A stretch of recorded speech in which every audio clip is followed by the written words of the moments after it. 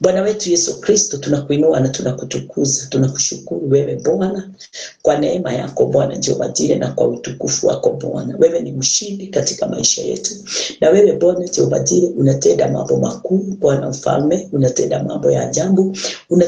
Umetufungua Bwana Jehova Jireh tukaweza kuelewa na kutambua ndani ya mioyo yetu Mfalme wa ajabu, ati ya kwamba pasipo kazi yako Bwana Jehova Jireh, pasipo wewe mtakatifu Kristo Yesu, haiwezekani sisi tuweze kumtambua Mungu kwa kazi yake. Lakini Bwana Jehova Jireh, ni kwa sababu ya upendo wa Mungu ametufungua jicho letu la rohoni, nalo likaweza kufanya tukaweza kutambua na kuona na kujua Bwana Jehova Jireh, kujua yale unayoyapenda na yale unayo Bwana Jehova Jireh unayohitaji tukaweza Bwana Jehova Jireh kuitimiza. Pokea sifa, ni kwa sababu mioyo yetu iko na amani. Tumeondokewa Bwana Jehova Jireh na ile kitu tunaita condemnation. Tumeondokewa na hofu ndani ya mioyo yetu Bwana Jehova Jireh. Chochote kile kinaitwa uoga Bwana Jehova Jireh kimetuondokea. Sasa hivi Bwana Jehova Jireh twainua na twashukuru jina lako, twanena utukufu na nguvu na mamlaka, twanena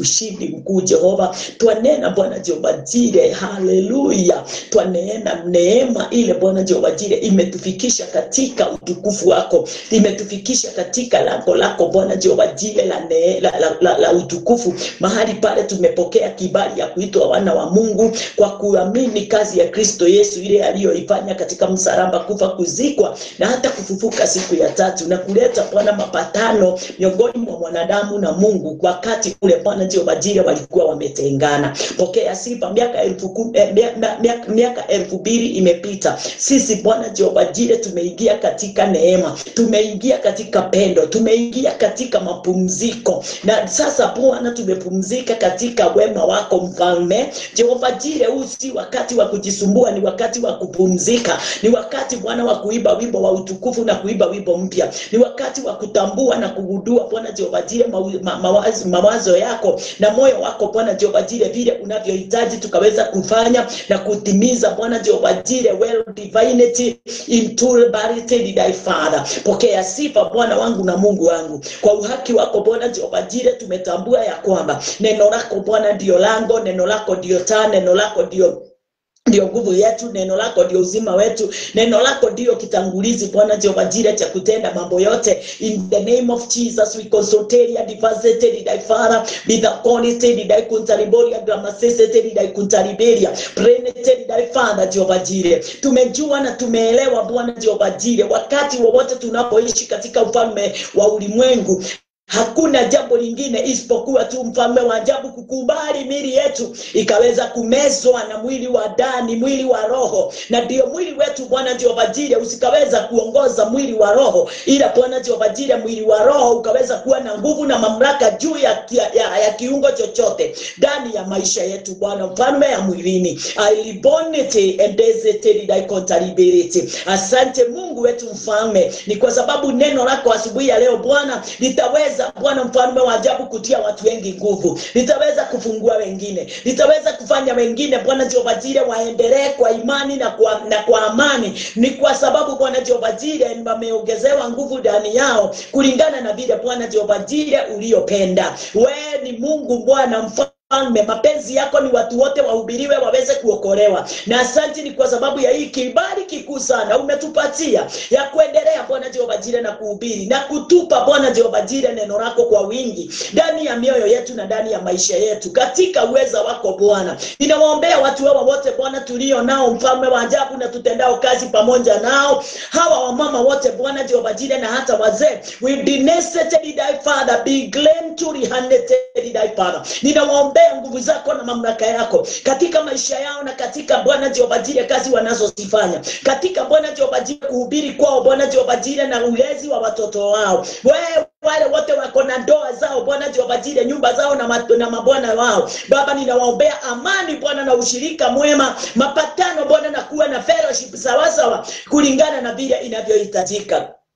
Asante Mungu wetu, ninawafungua watoto wao, wale wote hawapendi neno lako, hawapendi kanisa, hawapendi Bwana Jehova Jire kusikia Bwana mfalme wa ajabu mapenzi yako ndani yao Bwana Jehova Jire. Ninawafungua wote Bwana, nikijua na nikielewa ya kwamba wewe ndiye mwaminifu, na wewe ndiye mwenye uwezo, na wewe ndiye mwenye mamlaka. Yote yawezekana, hula bia shende tedidai Father. Yote yawezekana kwako wewe Bwana. Kwa wale wote waaminio na wale wanajua ya kwamba hawana uwezo wote Bwana, ila Bwana Jehova Jire kukutegemea, ukaweza kuwapa msaada na usaidizi wote Bwana katika neno. Ni kwa sababu neno lako ndio lango, neno lako ndio kifunguo, neno lako Bwana Jehova Jire ndio liko na neema yote ya kutenda kazi kwa yeyote yule ameamini. Asante Mungu wetu kwa kifo chako kile ulikufa na ukatufungua na ukatufanya Bwana kuwa wenye haki, ukatuondolea dhambi zote Bwana Jehova Jire, tukaitwa wakamilifu waaminifu Bwana Jehova Jire, na watu wasio na mawaa Bwana Jehova Mungu wetu, tukionekana na macho yako.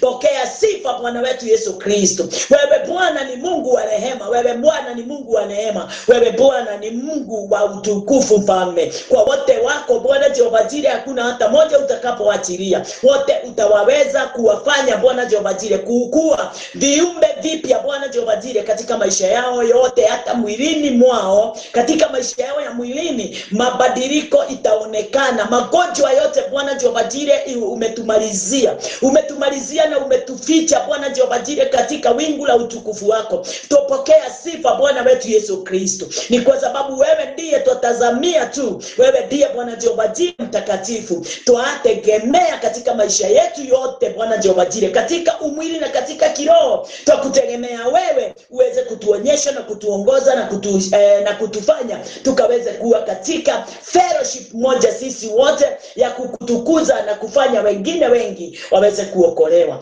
Na ni katika jina lako Yesu Kristo, neno lako asubuhi ya leo Bwana likielekea kwa watu hawa, wacha liweze kuwa na uwezo wote na nguvu zote za kuwasaidia. Wasaidike wote Bwana Jehova Jire, na wainuliwe wote, na ndio Bwana Jehova Jire mtakatifu waweze kwenda siku ya leo wakiwa Bwana Jehova Jire na uwezo ule utokao kwako, katika jina lako Yesu Kristo tunaomba sisi wote na tumeamini. Amen, amen, amen, amen. Nakuona Pastor Susan, nakuona pale sana, na Jenny nakuona pale. Tukiwa pamoja, tukishirikiana neno la Bwana pamoja kwa upendo na kwa imani moja sisi wote. Ninakuona Mudebu kawage dorai, ninakuona Lorajirate ni raforo hila bashiri daifara Bwana wetu Yesu Kristo, kwa kazi yako jema na kwa mapenzi yako makuu, watu hawa waweze kubarikiwa, waendelee na kubarikiwa na kufunguliwa katika maisha yao ya mwilini na hata ya rohoni. Sasa tumeingia katika nafasi nyingine, nafasi nzuri ya kuamini pamoja neno lake Bwana. Na kuliamini neno la Bwana ni kwa sababu neno la Bwana ndio msingi. Neno la Bwana ndio msingi wetu katika maisha yetu ya rohoni na hata ya mwilini. Na sana wakati maisha yetu ya rohoni tunaobarikiwa, tukibarikiwa katika maisha yetu ya rohoni, ya mwilini inajipanga vyema. Haleluya. Ya mwilini inajipanga vyema. Kile tunahitajika tuweze kufanya ni kuamini. Only believe the word of God, kwa sababu hakuna njia nyingine yoyote ile inaweza tumika kwetu tuweze kutambua na kuelewa mapenzi ya Mungu, kwa sababu kile neno linafanya, linatupa moyo wa Mungu, linatupa mawazo ya Mungu, linatupa mafikira ya Bwana. Kutoka mwanzo aliwaza namna gani, alifikiria namna gani, ndio aweze kuliandika neno hili, likaja hapa. Hii ndio mawazo ya Mungu, mawazo ya Mungu. Wakati tunaposoma Biblia na wakati unapopenda neno la Bwana na kulisoma kila wakati, nini unafanya? Unapokea mawazo ya Mungu kutoka ndani ya Biblia. Hii ndio mawazo ya Mungu. Kubali hii mawazo iko, hii moyo wa Mungu. Huu ni moyo wa Mungu, ni mawazo ya Mungu. Na wakati tunapopokea huu moyo wa Mungu na hii mawazo ya Mungu, mtu wa Mungu na kuambia hautaregret wokovu. Utakaa katika wokovu, utafurahia, utasema kafa kwa gani, kaba kwa Ngai ona kuria ndi mutongu muno kana ndi muthini muno kaba kwa Ngai kungikorwo ni guthiragwo kaba ngathirire kwa Ngai na kungikorwo ni gutongagwo kaba ngatongere kwa Ngai mwathani arogocwo no ndi kuingira kwa Ngai niguo ndonge kana thine kuingira kwa Ngai tondu nikuo kwina thayo reke thine reke ngie thayo ndi muthini reke ngie thayo ndi gitonga mutire handu ngirireirio lakini mtu wa Mungu ninakwambia wewe kaba kwa Ngai kaba kwa Ngai yes na kwa Ngai na kuko kwa Mungu hakujulikani katika njia nyingine yoyote kunajulikana kupitia hili neno. Hili neno ndiye mlango, ndio kiingilio cha mambo yote katika maisha yako. Kwa njia gani? Kwa njia ya kuliamini, kumwamini Kristo Yesu kwa uweza wote na kwa nguvu zote. Haleluya, haleluya, haleluya. Wacha tuingie katika neno katika kitabu ya Mark 16.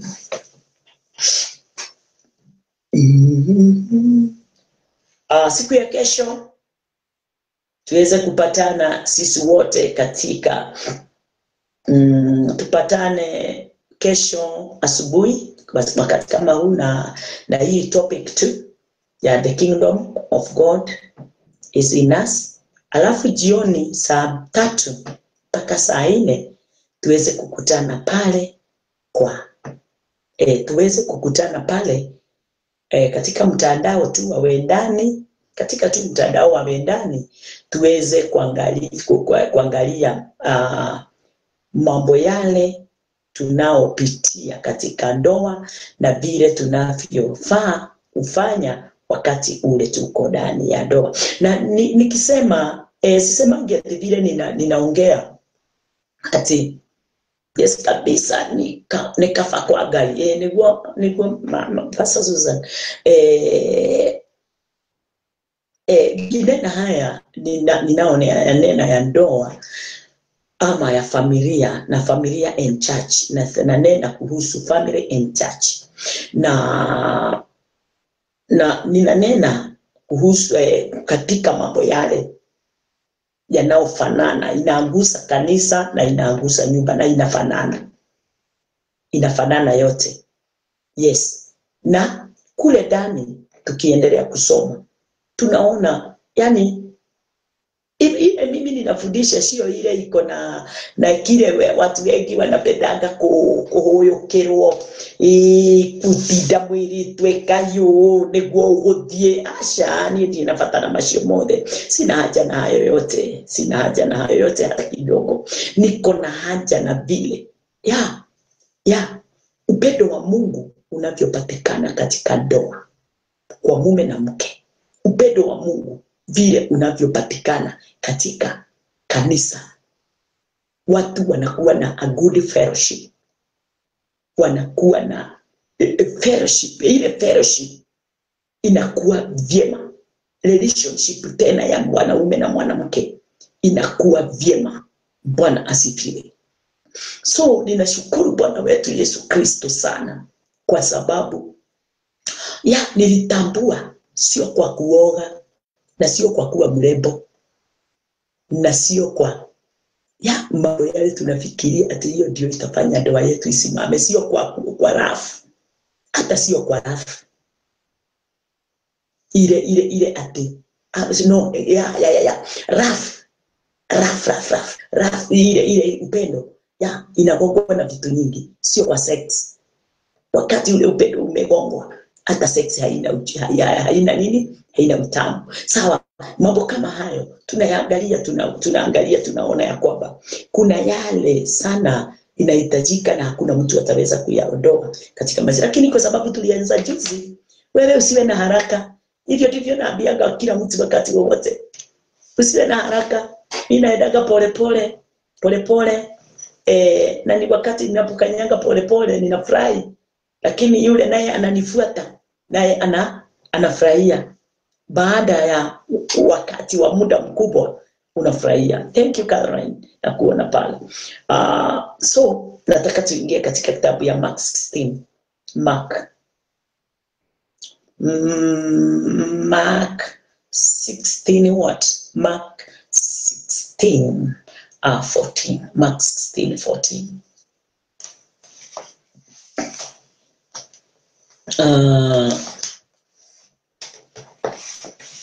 Wakati ule nilitambua sikumuibia Bwana kutafanya niweze kuonekana ninampenda. Hata niibe nyimbo siende, yani niweze kuwa nimejulikana kila mahali, nimetambulika. Hata niibe nyimbo nyingi, ama niibe wimbo wa kusema mimi nampenda Mungu, ananipenda, anafanya. Hapana, kuna kazi ile Mungu alitupa tufanye ndio tuweze kuonyesha ya kwamba tunampenda. Na ni gani? 14 from 14, wacha tusome.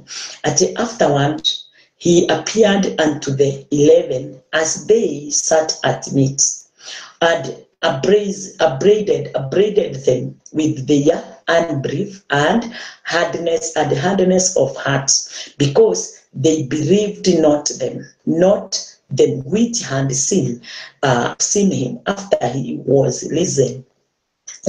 Aliweza wacha tusome Kiswahili. Baadaye akaonekana na wale 11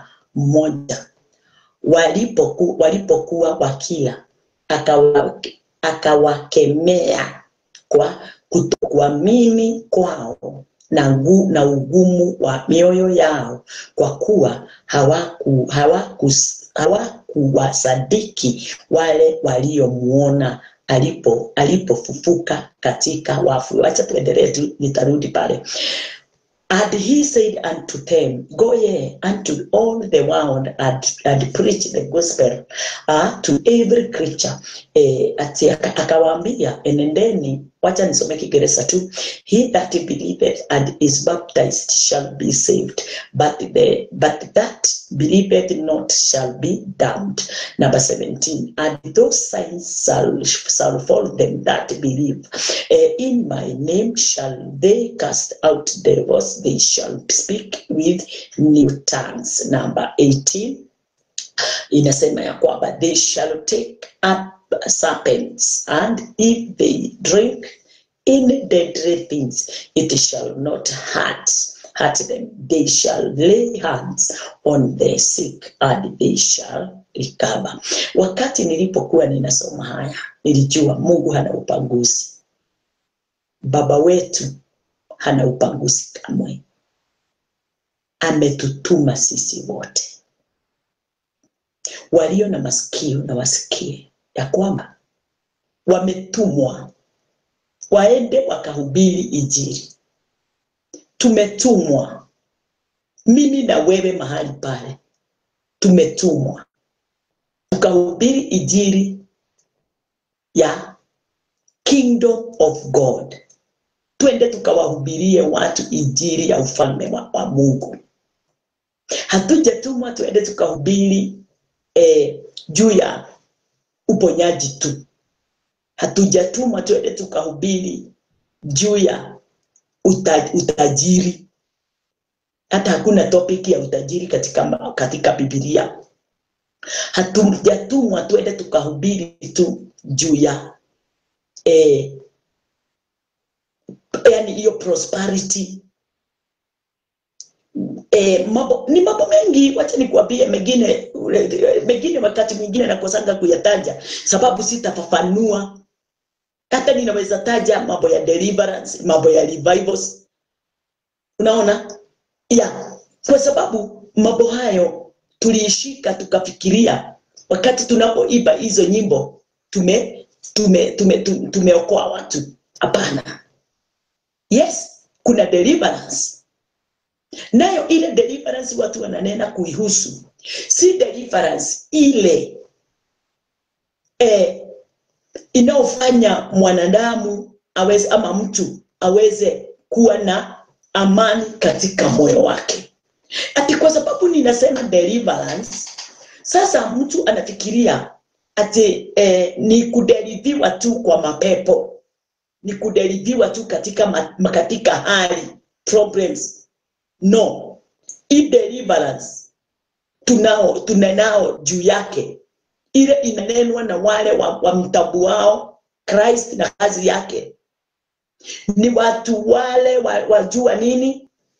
Ni watu wale wanaelewa na wanajua wanafaa kuhubiri juu ya deliverance kuhusu nini? kuhusu kufa kwa Yesu, kuzikwa kwa Yesu na kufufuka kwa Yesu. Na wote wale watakao kufa pamoja na kufufuka siku ya tatu pamoja naye, hao ndio watafanyika ama wamefanyika ama walifanyika kuwa delivered. Na wakati wamefanyika kuwa delivered si mara pili. Deliverance ni ya once. Katika kitabu ya Hebrews, Biblia inatuambia kwamba ati Kristo aliingia patakatifu mara moja ya kutosha, akafanya watu wote kuwa delivered from the kingdom of darkness to the kingdom of light. Hallelujah. Kwa hivyo juu ya deliverance sio ya kila siku. Pengine kuna watu wanafanywa kuwa delivered, yani wanatolewa katika ufalme wa giza na kuingizwa katika ufalme wa nuru. Na ufalme ule ni mgani? Ukiona kila siku uko katika giza, unahitaji deliverance every Sunday, unahitaji deliverance every time, unahitaji deliverance. Na kuambia mtu wa Mungu, wewe hata haujajua kazi ya Kristo Yesu, haujamjua Kristo, hata yule anakudeliver hajui. Hata yule anakufanya hayo yote ya kila siku haelewi kazi ya Kristo Yesu vile ilivyoendelea, na ndio iweze kufanya mwanadamu atoke katika ufalme wa giza aingizwe katika ufalme wa nuru. Haleluya. Tunatolewa katika giza, katika utumwa wa giza, katika utumwa wa dhambi, katika utumwa wa shetani. Na wakati tumetolewa katika utumwa wa Shetani, hatutolewagi kila siku, kila Sunday, kila wakati. Hapana.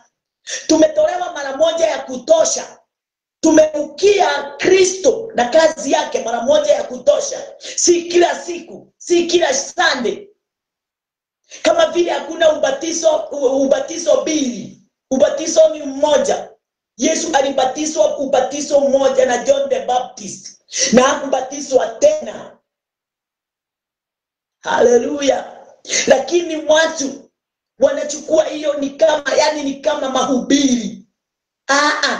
Mtu akishatolewa, ukishakuwa delivered once, hiyo ni kusema umetolewa katika ufalme wa giza, umetolewa katika ufalme ule umejaa dhambi, umetolewa katika ufalme ule umejaa matatizo, problems.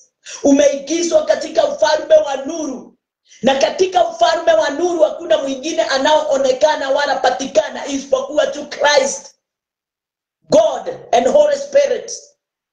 Wao wanakuwa pamoja nawe. Kwa hivyo hata wakati giza linajaribu kuja kwako, haliwezi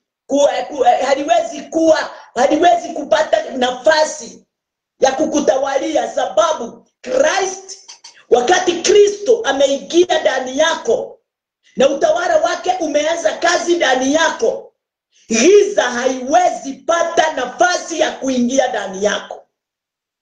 Dhambi haina mamlaka wala nguvu ndani ya maisha yako. Katika kitabu ya Romans. Haleluya, Bwana asifiwe. Mtu wa Mungu, wewe sio mwenye dhambi. Umetolewa katika dhambi.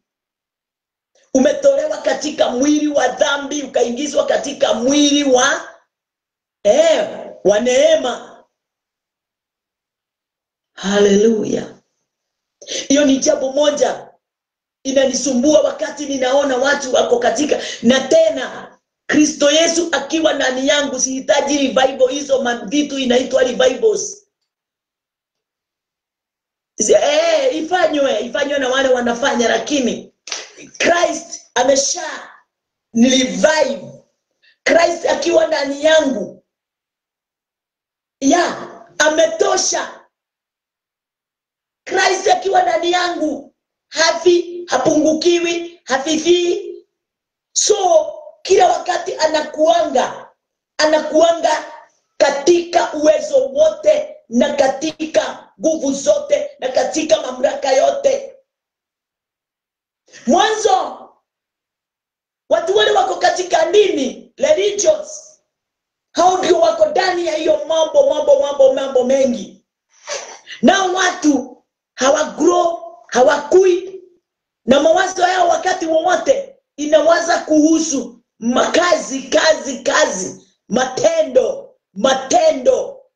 Na neno linatuambia si matendo itatupeleka katika ufalme wa mbinguni. Wanatoka bali, wanatoka kwa wanaenda bali kwenda kukutana, kwenda kufanywa revived. Todo gayule abethine waone akuaga, gayule abethine waone aligoyaga. Mungu yule aliye ndani yao, Kristo yule aliye ndani yao, anakosha nguvu, anakuisiwa, hata anakosa pumzi. Sasa anaenda kureviveiwa. Lakini Kristo yule wa kweli, Mungu yule wa kweli, Roho yule wa kweli yu ndani yako mara moja wakati ulipompokea, wakati ulifanywa kuwa delivered once and for all.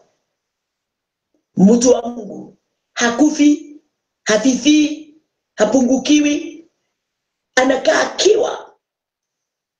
akiwa nuru wakati na siku zote ndani yako, maishani mwako. Haleluya. Bwana asifiwe. Sawa watu wa Mungu. Tukiendelea na hiyo neno, nimeona huo mstari wa 14 inasema ya kwamba, huo mstari wa 14, wacha nisome Kiswahili. Baadaye akaonekana na wale 11. Ni kwa nini 11? Kwa sababu Judas alikuwa ameshamsaliti na akajiua. Kwa hivyo Yesu wakati alipofufuka katika siku ya 3 aliweza na akatoka katika wafu. Kwa hivyo wewe uko katika kila wakati unataka, yani ukiona saa yote unataka deliverance, unataka kuwa revived, unataka nini, kuna kifo, kuna wafu wanakutembelea, kuna wafu ni kufunguliwa mara moja ya kutosha kufanana na Kristo, kwa damu kunena kama Kristo. Akasema wakati aliwatokea, aliwakuta wakiwa 11 kama vile aliwaacha wakati alipokuwa anakufa, sababu Judas alishakuwa amewaondokea na akajiua. Akawakemea kwa kutokuamini. Haleluya. Yesu Biblia inasema ya kwamba, maneno linasema ya kwamba wakati Yesu alifika kwao aliwakemea. Na unajua aliwakemea siku gapi? 40 days. Akiwakumbusha yale yote aliyowanenea pale mwanzo. Kuwakumbusha yale yote aliyowanenea. Na mahali pale mpaka akina Mariamu alikuwa. Yes. Hata mpaka kila mama wa Yesu, hata yeye walikuwa akawatokea wale 12, alafu akatokea hawa nini akina Mariamu na wale wengine. Wakati Yesu alikuja kuwakumbusha 40 days, wakati wote walikuwa pale. Wakati amewatokea 11, hao walikuwa 11 mitume. Akasema akawakemea kwa kutokuamini kwao na ugumu wa mioyo yao, kwa kuwa hawakusadiki. Kwa hivyo wakati ule Kristo aliwaondokea, kama vile tunavyosoma wale watu walikuwa wanaenda Emmaus katika Luke 24, tunaona hawakuamini Kristo. Yesu alikuwa amesema ya kwamba nitafufuka siku ya 3, nitafufuka. Wao walijua amefufuka, lakini walikuwa na mambo mengi walikuwa wananena, ati wameenda kuangalia, hawakumkuta, na tulikuwa tunafikiria. Kwa hivyo walikuwa wanafikiria atafufuka na uwezo na nguvu ya kuwatetea. Haleluya. Bila unafikiria ukienda Nakuru kwa kwa mnabii fulani, kwa mafundisho fulani, unafikiria kwamba Yesu ataongezeka ndani yako.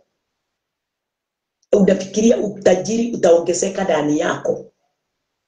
Unafikiria maombi itaongezeka ndani yako. Wewe ni yule yule. Bwana asifiwe. Tumedanganyika, tumeacha Yesu. Tumekosa kutambua Kristo yu ndani yetu. Tukaenda kumtafuta kwingine kule tunasema ako. Haleluya. Kama Kristo hayuko ndani yako na kama haujaamini yu ndani yako, na Mungu Baba na Roho Mtakatifu, na kuambia hata kama umeokoka unaongea na lugha, unakemea magonjwa inaondoka, na kuambia haujaokoka. Haujaokoka. Kama unaambiaga Yesu kuja ufanye, akitoka wapi? Na Yesu ametuambia vizuri sana katika kitabu ya John 14 ya kwamba watatengeneza kituo ndani yetu, wataishi ndani yetu, na ingine nyingi tutakapoisoma. Bwana asifiwe. Ufalme wa Mungu kama haujautambua ndani yako, ujue ya kwamba haujaokolewa. Ufalme wa Mungu haujui. Mungu haumjui. Yesu Kristo haumjui. Wajua tu damu yake kama damu ya wanyama. Haujatambua kitu. Haleluya. Wewe wanena Yesu kitu, wanena Mungu kitu, wanena Roho kitu, hata kama unanena na lugha, hata kama unafanya nini, hata unaburuka, hata kama unahubiri namna gani, lakini haujatambua. Wewe ni wale watu wa kuita Yesu. Hata Yesu na kukaribisha presence, na kuambia haujaokoka. Kama Kristo yu ndani yangu, presence yote iko ndani yangu. Kama God yu ndani yangu through Christ, ufalme wa Mungu wote uko ndani yangu, na hakuna kitu kinaweza nizuilia nifanye kazi ya Mungu kwa nguvu na kwa uwezo na kwa mamlaka pasipo kumkaribisha Yesu. Yesu yu ndani yangu, na mkaribisha akiwa ametoka wapi? Ate Yesu ataperekana na mimi. Kwani wewe ndio unamuita, kuja perekane nawe? Si hapo ndani yako? Ukilala amelala, ukiamka ameamka, ukikula anakula, yani ako ndani yako. Ukikula ako tu ndani yako. Hata ukienda choo yu ndani yako tu. Haleluya. Tunanena kuhusu yule Yesu Kristo. Hakuna wakati anaondoka ndani yetu. Yeye ametengeneza kituo ndani yetu wakiwa pamoja. Haleluya. Akasema number 15. And he said unto them, go ye unto all the world and preach the gospel to every creature. Ati akawaambia, enendeni ulimwenguni mwote mkahubiri injili kwa kila kiumbe. Kwa sababu mapenzi ya Mungu ni watu wote waweze kuokolewa. Akawatuma. Kwanza aliwakemea kwa kutoamini, sababu hakuna mtu aliye na hiyo doubting spirit anaweza hubiria watu na aokoe watu. Watu hawawezi okoka. Lakini wakati alipo wakemea, kazi yake ilikuwa ya kuondoa hiyo roho ya kuwa na doubt, ya kutoamini. Ndio waweze kwenda wakiwa na ujasiri, wakijua na wakitambua ya kwamba yule amewatuma. Katika kitabu ya Matthew inasema ya kwamba, Matthew 28 mstari I think 19-20 hapo, ati na nitakuwa pamoja nanyi. Nitakuwa pamoja nanyi mpaka mwisho wa dahari. Nitakuwa pamoja nanyi mpaka mwisho wa dahari. Kwa hivyo hawaachilii, haondoki miongoni mwao, na sio tu miongoni mwao, mpaka udani wa mioyo yao. Yesu yu pale. Haleluya. Ati enendeni ulimwengu mzima mkahubiri injili. to every creature, every creature, every creature, every creature. Haijalishi kama ni kiwete, haijalishi kama ni nini ama ni nini, endeni mhubiri. Mhubiri kuhusu ufalme wangu. Ingieni katika ufalme. Muingie katika ufalme. Mhubiri injili. Watu wa Mungu, na kuhubiria leo. Nikikuhubiria leo ushike ka kitu kidogo. Na wewe nimekufanya kuwa nani? Nimekufanya kuwa mhubiri. Wakati ule ninakufanya umesikia ako kadogo. Ni kama vile nilisikia aka kadogo ninakunenea. Na wewe enda uambie hivyo. Hivyo umesikia. Kwa hivyo wakawafanye. Wakati walitumwa wakawafanye. Kwa hivyo na wakati walipoingia miongoni mwa watu waliwafanya. Na hapo ndipo nimepatikana. Hapo ndipo umepatikana. Kutambua na kuelewa mapenzi ya Mungu ni kuhubiri injili, ndio ulimwengu mzima uweze kuokolewa. Watu wote waweze kuokolewa. Kazi ile tumepewa ya ajabu na Mungu ni ya kufanya nini? Ni ya kuwaokoa watu wake. Mara moja ya kutosha kuwaokoa watu wake. Wote waweze kuwa familia moja pamoja na Kristo. Yesu Kristo wakati alipofufuka siku ya 3. Haleluya. Aliwaokoa wale wote waliamini. Number 16. He that believeth and is baptized shall be saved, but he that believeth not shall be damned. Aminie na kubatizwa akataokoka, asiye amini atahukumiwa. Kwa hivyo tumetumwa tukawahubirie. Na kama vile nilivyosema juzi ya kwamba ati usijali na wanaookoka na wasiookoka. Usijali kamwe na wanaookoka na wasiookoka. Kwa nini? Sababu umetumwa. Haujaambiwa wakiokoka nitakufanyia hivi, na wakikosa kuokoka nitakufanyia hivi. Hapana. Umepewa tu kibali ya kwenda kuhubiri. Na wewe ukiatimiza hayo, kazi yote ya Mungu umeitimiza. Upendo wote wa Mungu umeufanya.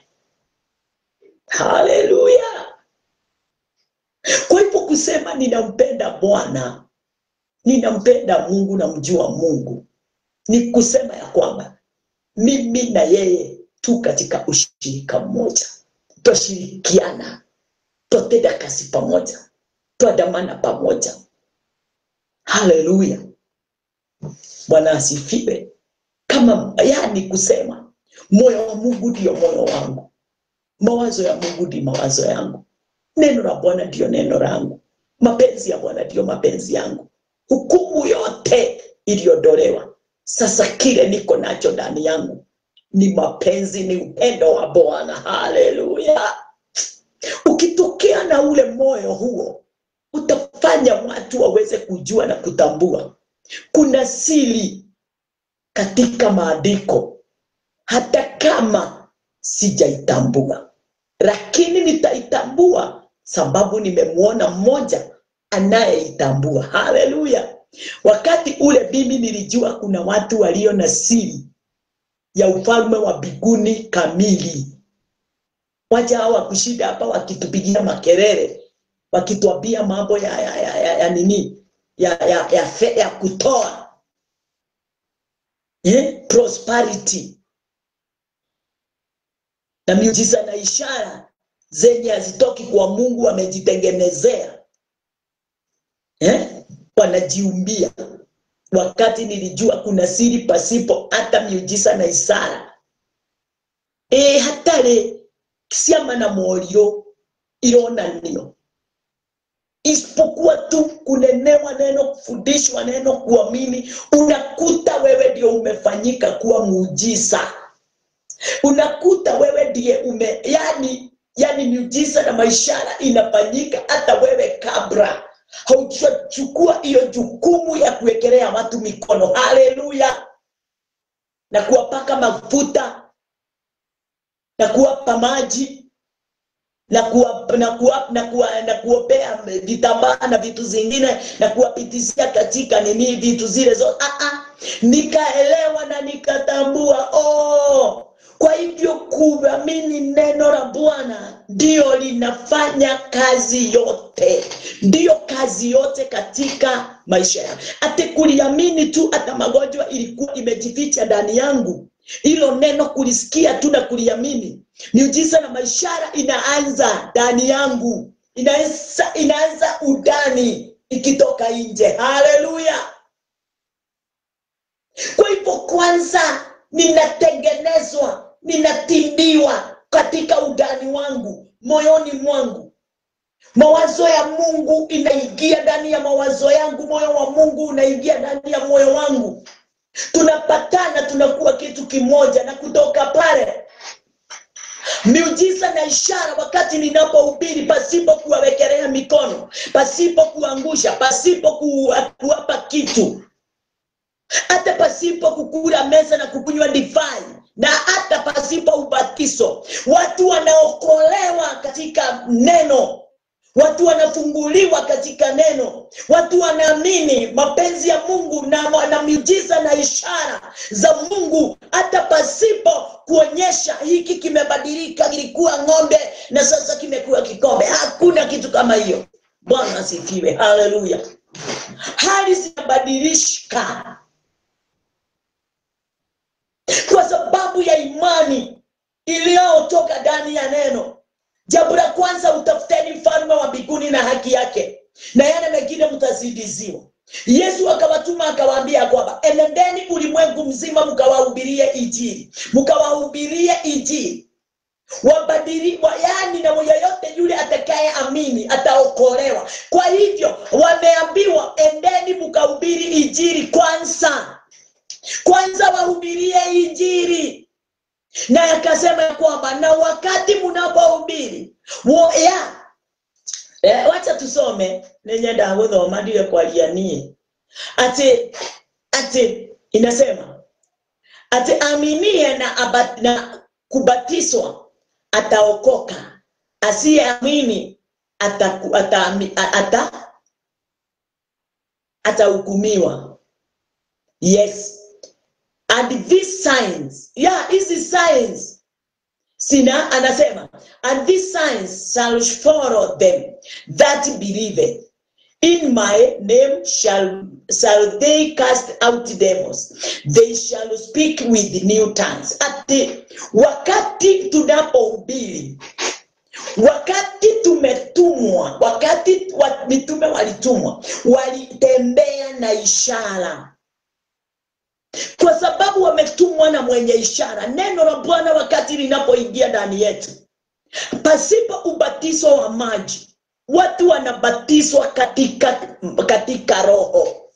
Neno linawabadilisha, na ubatizo ni kubadilishwa, ni kufunikwa na neno. Ubatizo ni jambo ya kufunikwa moyo wako, kufunikwa katika mawazo yako. Kwa hivyo inafanya mawazo yako iweze kutana, inafanya moyo wako uweze kutana. Unaachana na njia za kwanza, unaingia katika njia ya pili ya kumfuata Kristo Yesu. Unaondokea njia ya sheria ya Musa, unaingia katika sasa Kristo, kwa sababu hata Musa aliwaambia yule atakaye kuja nyuma yangu, huyo ni Musa aliwaambia, yule atakaye kuja nyuma yangu mfuateni. Naye John the Baptist akawaambia atakaye kuja nyuma yangu, hata kiatu yake sifai kukifungua gidamu za viatu zake. Haleluya. Ni mkuu kuniliko. Huyo ndio Emmanuel, Mungu pamoja na watu wake. Haleluya, Bwana asifiwe. Kwa hivyo hawa wote walikuwa wametangulia. Wote wale walikuwa wametangulia, walijiondoa ndio wampatie nani njia? Christ. Haleluya. Walikaa kando, ndio Christ Christ aweze sasa kuchukua gurudumu, aweze kuliendeza. Haleluya. Wewe ni nani mpaka siku ya leo unaimba wimbo wa Musa, unaimba wimbo wa sheria, vile ya kwamba Yesu alisema mimi nimekuja na nimefika na nimeshafanya sheria kuwa mwisho, nimeifikisha sheria mwisho. Yesu alikuja kuondoa chochote. Yesu alikuja kukomesha vyote. Ndio kazi ingine mpya iweze kuanzia. Mawazo yetu wakati wokovu huu tunanena juu yake, si wokovu ule kwa sababu umebatizwa umeokoka. Hapana. Ati kwa sababu umebatizwa katika mto na katika swimming pool ati umeokolewa. Hapana. Ule wokovu haukuji kwa njia ya maji.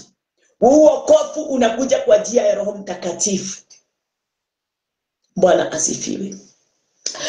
Tunaweza ondoka hapo, tuweze kuingia katika kitabu ya hiyo John 14, tuone nayo inasetuambia namna gani. Yesu alisema namna gani? Ingia katika kitabu ya John 14. John 14.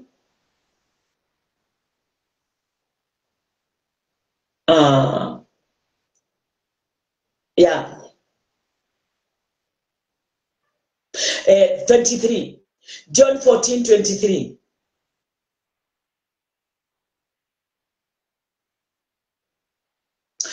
Jesus answered and said unto him, if a man love me, he will keep my words, and my Father will love him, and we will come unto him and make our abode with him.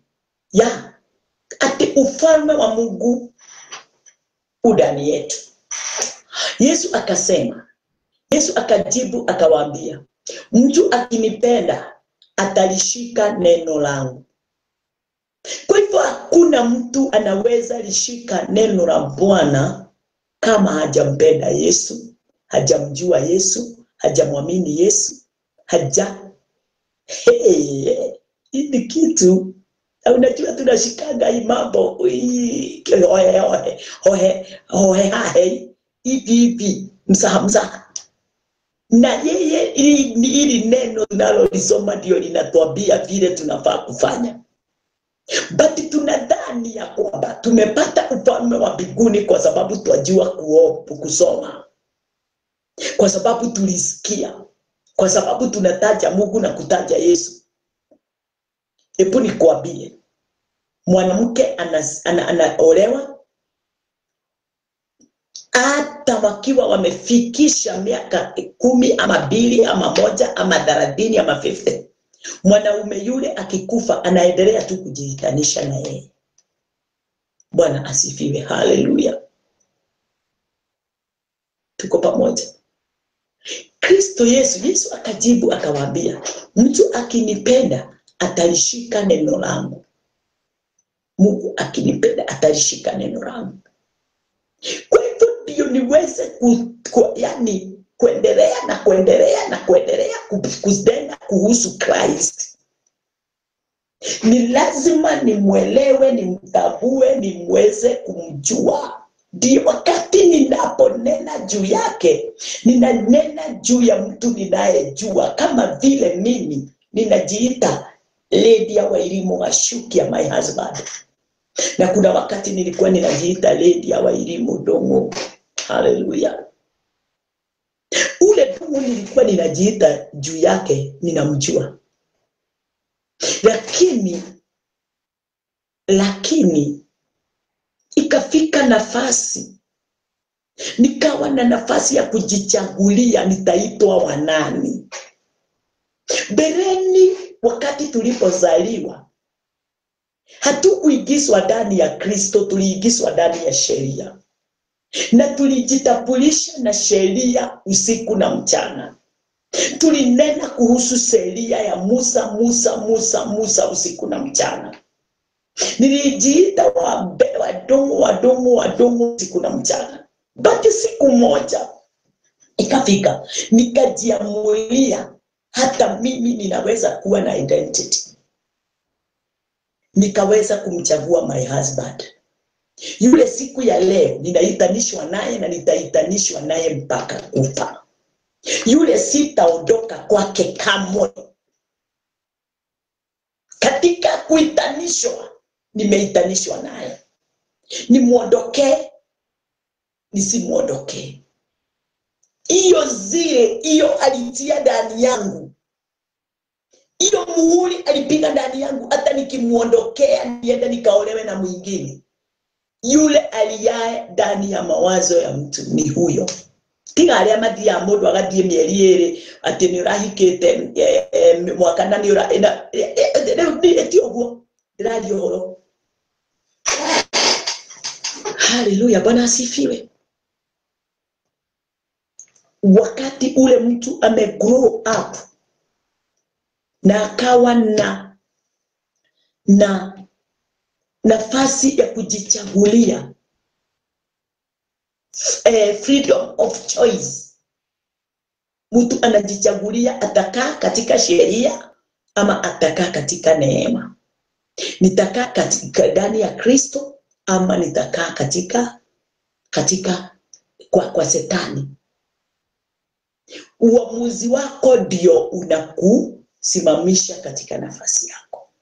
Yesu Kristo akawaambia ati mtu akinipenda atalishika neno langu. Kwa hivyo hakuna kumpenda Yesu kama haujalijua na kulishika na kuliamini neno lake. Ndokae kuhene kona hanini, usidanganyike. Kumpenda Kristo ni kulishika neno lake. Atalishika neno langu. Kulishika neno lake. Haleluya. Vile ya kwamba hakunaye awezaye kuliondoa kwako. Halafu neno langu na Baba yangu atampenda kwa sababu ya kulishika lile neno, kulitambua lile neno, kufafanukiwa na lile neno. Baba atampenda. Nilikuwa ninaangalia hii nikaona kwa sababu wakati nimeshalishika lile neno, wakati nimempenda Christ na nimelishika neno, na Biblia inasema katika kitabu ya Hebrews, Yesu Kristo ndio mfano kamili wa vile Mungu alivyo. Yesu Kristo ndiye mfano kamili wa vile Kristo alivyo. Ati nikimuona Kristo nimemuona Mungu. Nikimuona Mungu nimemuona Kristo. So, wakati ninapoamini hili neno la Bwana, wakati ninapolishika hili neno na kumpenda Kristo, automatically nimempenda God. Nitendagaye mara moja nimempenda Mungu, sababu Kristo ndiye Mungu, na tena Kristo ndiye mfano kamili wa vile Mungu alivyo. Na hawezi mimi na wewe kumtambua wala kuelewa pasipo neno. So ndio niweze kusema nampenda Mungu, ni lazima niweze kulipenda neno, na lile neno liweze kuwa limetanguliwa na Christ. Nimelishika neno kwa kumpenda Christ. Nao alafu hapo chini wakasema kitu kizuri, akasema nasi tutakuja kwake na kufanya makao kwake. Kwa hivyo kingdom, wakati tumempenda Kristo na kulishika neno lake, naye Baba anatupenda. Ngayo na ndoigete omwende arenda wende Kristo na unyite kiugo yake.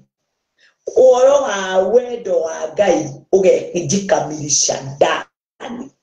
Wakati sasa umempenda Kristo na kulishika neno lake, umemvuta Mungu katika maisha yako. Naye wakati ule Mungu ameona umempenda mwanae yule aliyemtuma, na ukalishika neno vizuri kikamilifu, anasema tutakuja kwako na tutengeneze makao kwako. Na kuuliza, haya yote tunayoyanena yamefanyika ndani yako? Mungu ametengeneza kikao ndani yako ama uko namna gani? Kuko namna gani? Ametengeneza kikao ndani yako ama amekufanya kuwa wake ama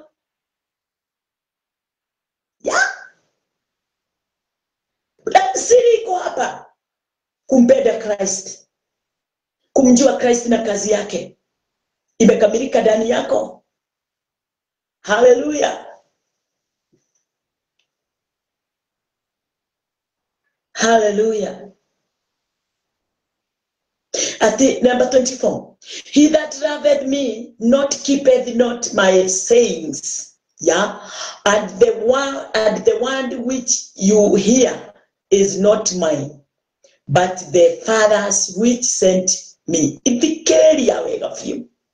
Ate mtu asiye nipenda, yeye hayashiki maneno yangu. Huyo mtu ashana shughuli na Christ.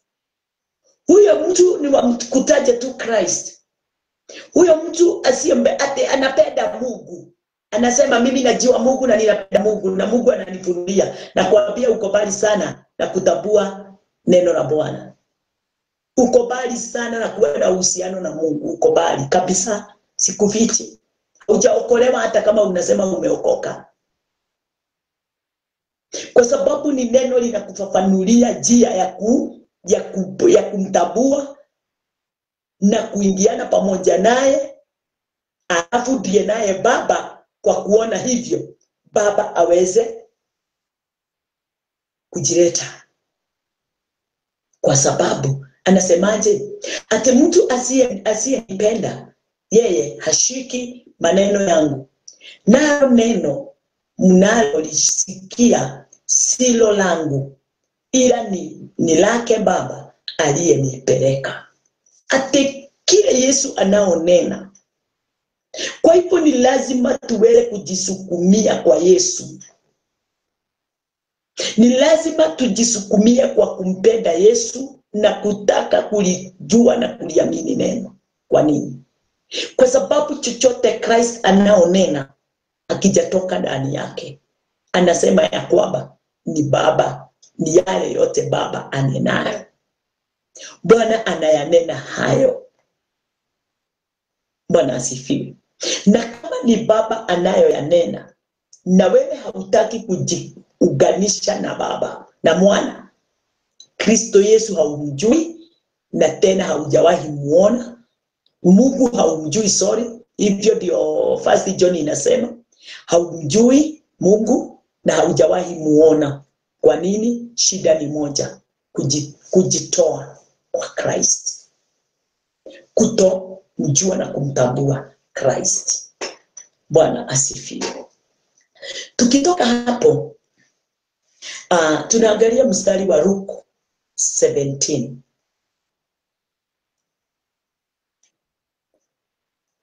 Luke 17 inasemaje?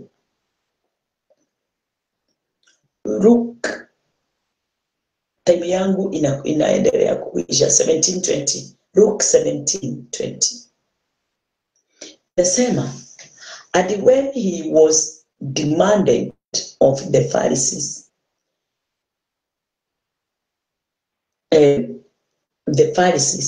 when the kingdom of God should come, he answered them and said, the kingdom of God cometh not with observation. Yes. Ati na alipoulizwa na Mafarisayo, ufalme wa Mungu utakuja lini? Aliwajibu akawaambia, ufalme wa Mungu hauji kwa kuchunguza. Bwana asifiwe. Number 21. Neither shall they say, lo here, or lo there, for behold, the kingdom of God is within you. The kingdom of God is within you. The kingdom of God is within you. Heaven and earth is right inside in, hallelujah, in you now. Leo, saa hii, dakika hii, ufalme wa Mungu uko da. Ate wala hawatasema tazama upo huku au kule. Kwa hivyo wale watu wanaendanga kumtafuta, ate kutafuta kwenda kutafuta deliverance, kutafuta revival, kutafuta vitu vyote vile, ati kule ndio dinasikia Mungu anaongea na mnabii fulani, huko umepotea, hauko, sio hapa ama kule. Yesu anasema ati ufalme wa mbinguni u pamoja nawe, u ndani yako, sio kuja utakuja, u ndani yako. Ufalme wa Mungu u ndani yako, yeah. Ati kule, kwa maana tazama ufalme wa Mungu umo ndani yenu. Ufalme wa Mungu umo ndani yenu. Hakuna mahali unaenda kutafuta. Bwana asifiwe. Ufalme wa Mungu wapatikana ndani yako. Hauko kwa yule nabii mkubwa, hayuko kwa yule bishop wala archbishop mkubwa. Hapana. Ufalme wa Mungu uko ndani yako. Katika kanisa, twaja kanisani kutiana, kukubushana. Tuka kanitha kulirikanania. Tutoganaga tukahoya hamwe, tugetikia hamwe, tugathie kuruta wĩra wa Ngai twĩ thĩinĩ wa meciria mamwe. Haleluya, Bwana asifiwe.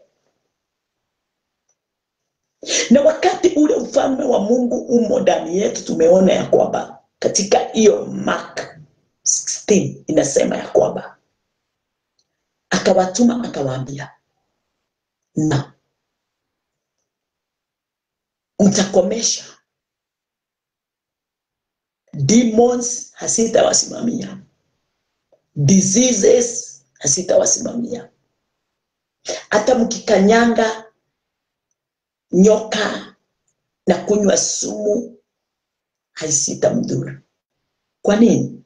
Kwa sababu tumeondoka mahali pale na authority. Authority hiyo imeingilia wapi?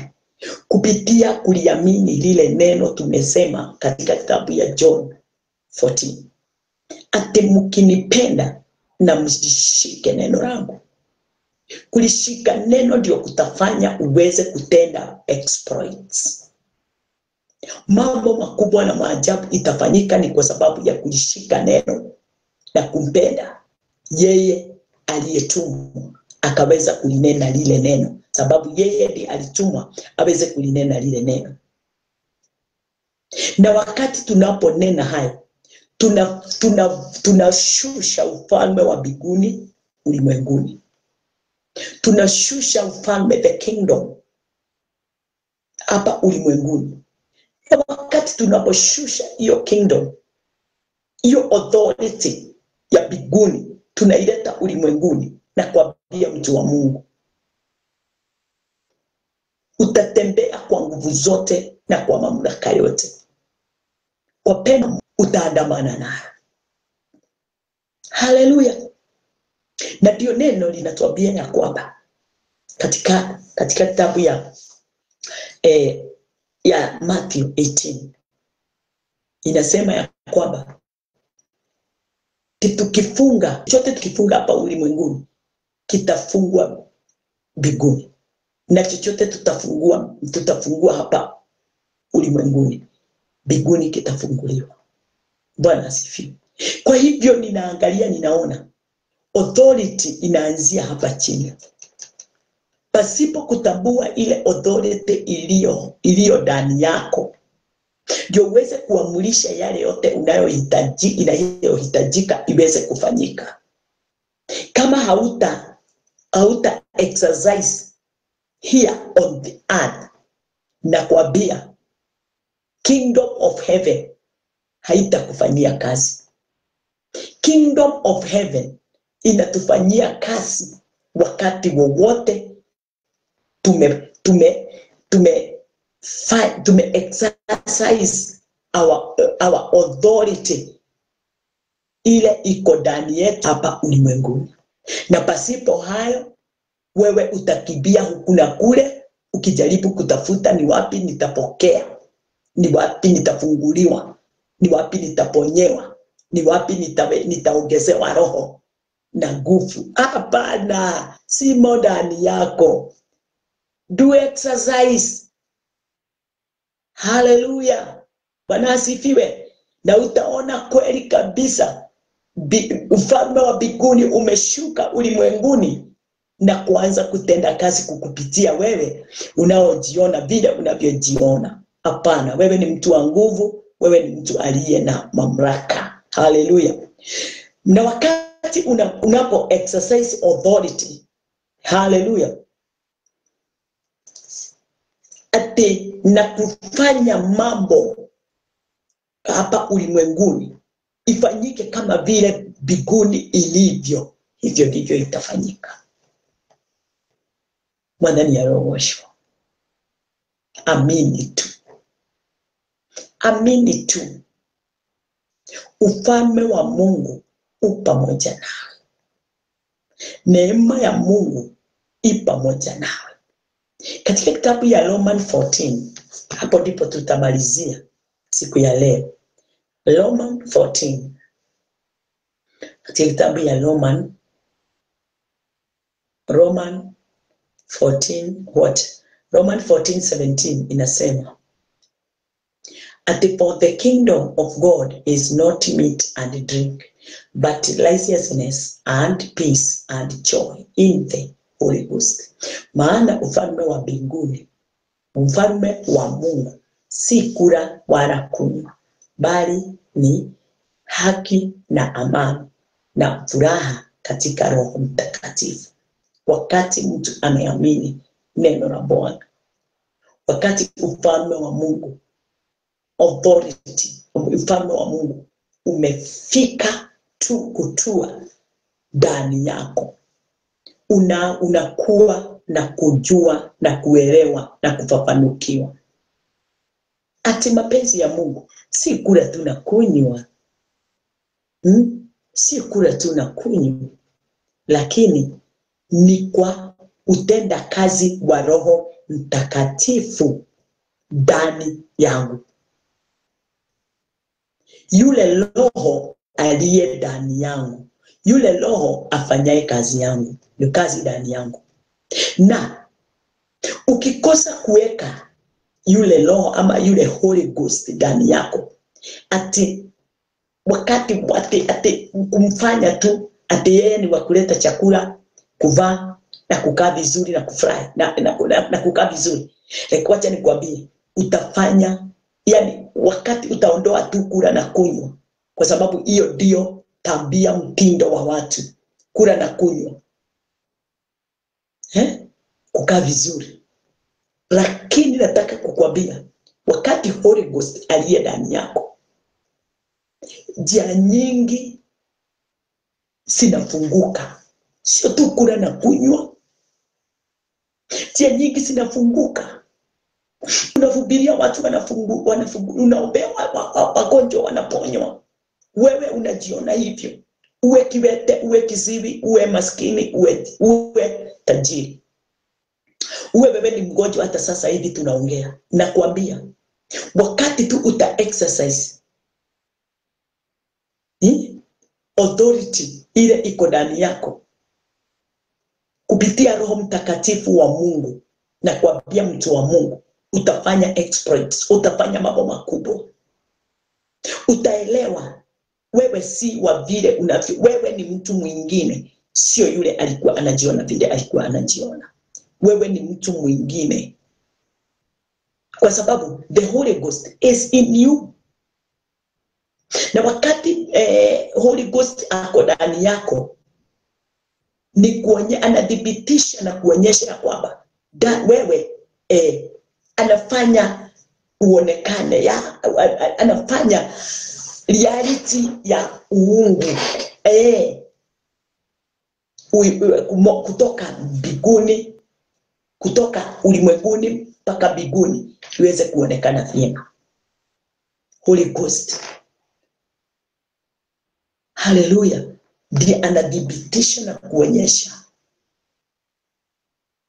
ufalme wa mbinguni unafanya kazi ndani ya huyu mtu.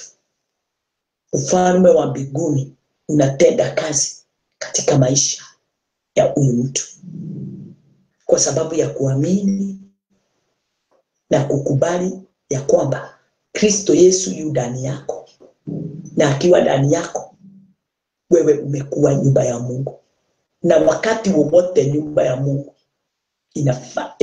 wakati imeanza ku-exercise, inafanya exploits, maajabu, miujiza, maishara ya mambo makubwa inaonekana. Kesho yetu pamoja tutaanzia hapo, tutanena, tutaendelea na kunena mambo makuu. Ndio wewe uache kujiona na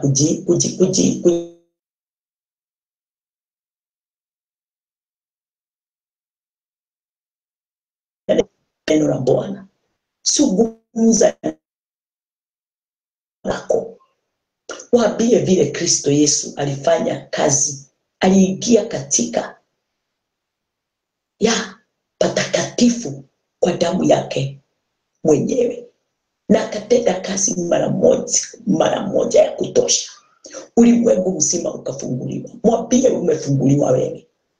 Kile unahitajika kufanya ni kuamini. Amini sasa. Ate Kristo kazi aliyoifanya ili kufungua, ili kuokoa, ili kuondolea dhambi. Hiyo mwagikaji wa damu imefanya wewe ufanywe kuwa kiumbe kipya. Usizungumzie, mnene, usimhukumu kamwe.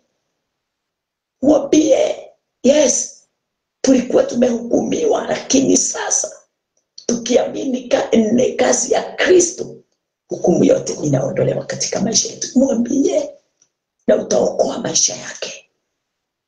Utaokoa mawazo yake na moyo wake. Utaokoa familia yake. Na utaona, lakini usijali, akiamini sawa sawa.